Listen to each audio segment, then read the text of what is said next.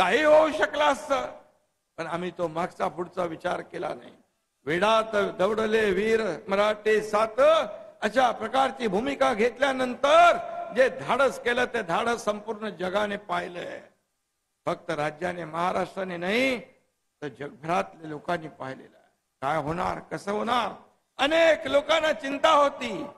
अनेक लोकांना माहित होतं की आपण घेतलेली भूमिका योग्य आहे, परंतु त्यांना वाटत होतं याच्यामध्ये कसं यश मिळेल की नाही.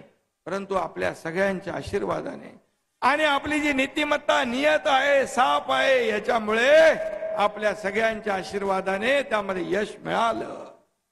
त्यामुळेच मी ज्या ज्या ठिकाणी जातो तिथल्या कार्यकर्त्यांच्या चेहऱ्यावरचा आनंद पाहतो.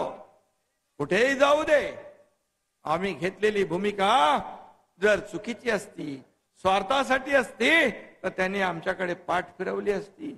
पण आज तुम्ही एवढ्या मोठ्या संख्येने इकडे आलेला आहात, हीच याच आम्ही घेतलेल्या निर्णयाच्या पाठीशी उभं राहण्याची पोच पावती आहे, असं मी म्हटलं तर वावगं ठरणार नाही.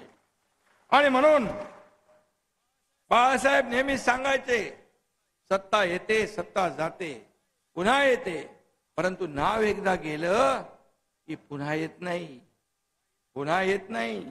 आणि म्हणून नाव जपायचं असतं.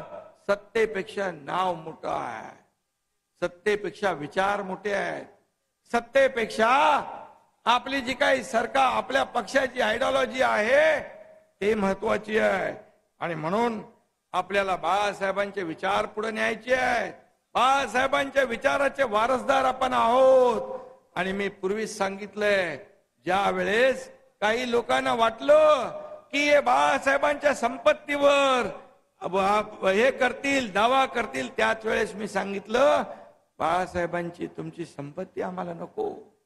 बाळासाहेबांचे विचार हीच आमची संपत्ती आहे, हेच आमचं ऐश्वर्य आहे. संपत्ती